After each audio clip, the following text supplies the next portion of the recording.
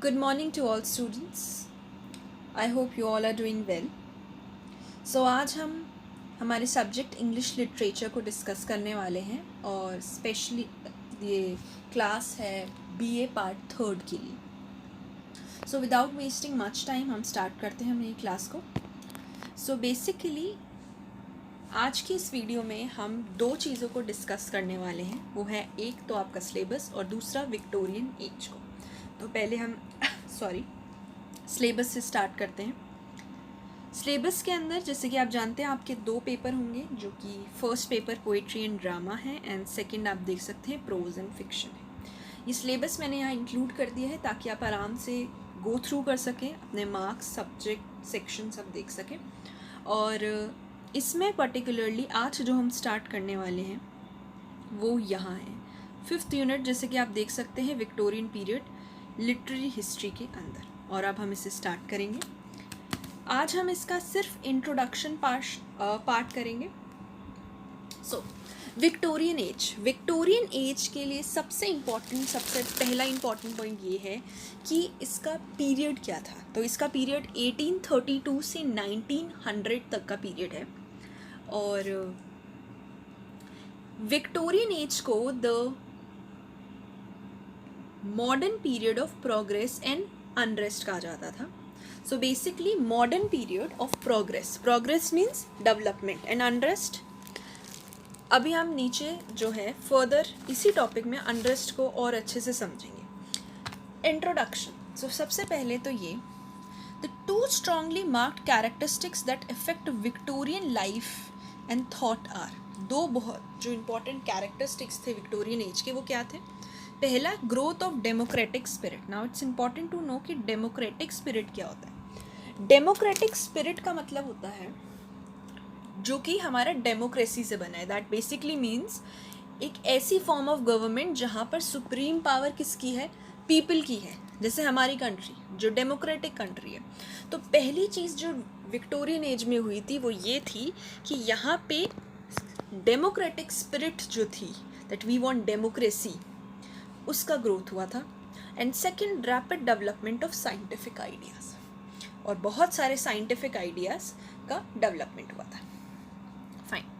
Next बात ये होती है कि in the poetry of the time the democratic spirit is reflected in Elizabeth Barrett Brown's cry of the children, Tennyson's Locksley Hall and the socialist songs of Charles Kingsley and William Morris. Fine.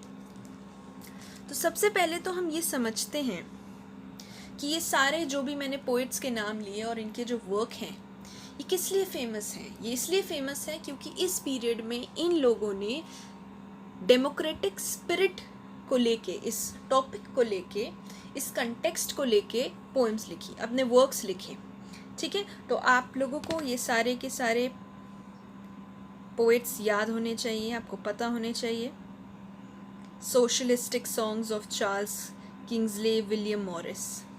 ठीक है. Next कहता है that while in the fiction of the age many of the story tellers assume the mantle of the reformers. ना इस line के अंदर सबसे पहले हम ये समझते हैं कि मेंटल क्या होता है. मेंटल का मतलब होता है रिस्पॉन्सिबिलिटी और रिफॉर्मर का मतलब होता है person who makes the change. तो basically while in the fiction of the age, मतलब जब ये एज चल रही थी विक्टोरियन एज, तो बहुत सारे जो स्टोरी टेलर्स थे, जो पोएट्स थे, वो क्या करते थे, they assume the mantle of the reformers.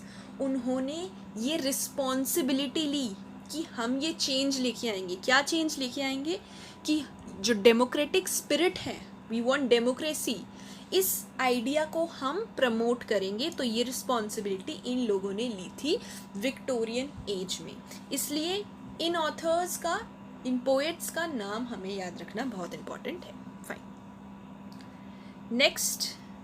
Next जो है, नेक्स्ट हम बात करते हैं सोशल रिकंस्ट्रक्शन की.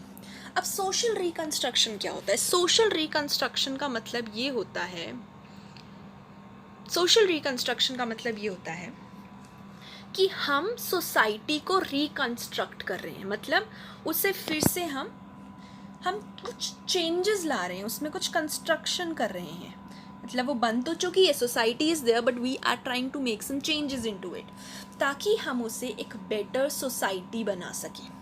तो ये कहता है कि social reconstruction is written in big letters right across the voluminous work of Dickens, Charlotte Bronte and Mark Rutherford.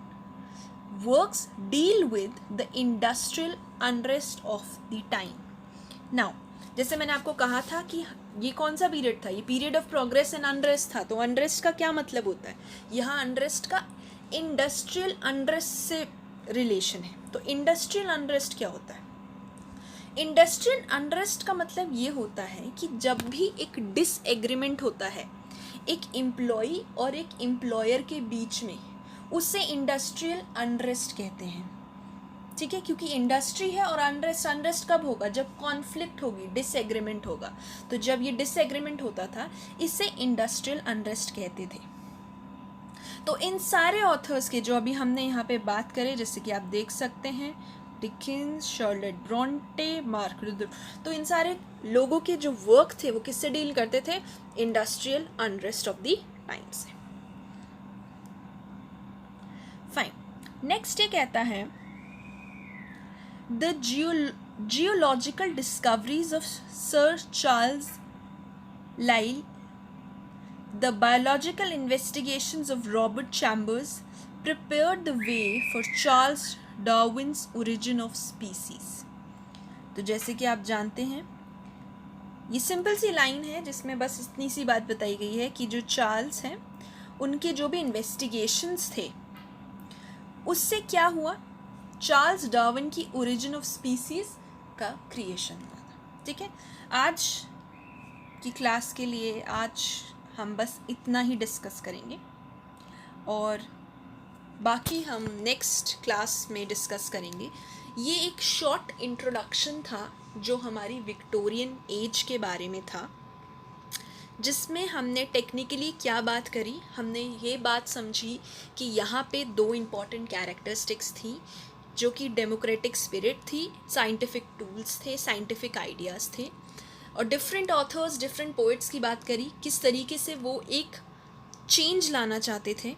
ठीक है, जिन्होंने रिस्पॉन्सिबिलिटी ली कि we are going to bring this change and we are going to bring this idea, we are going to forward this idea of democracy, democratic spirit।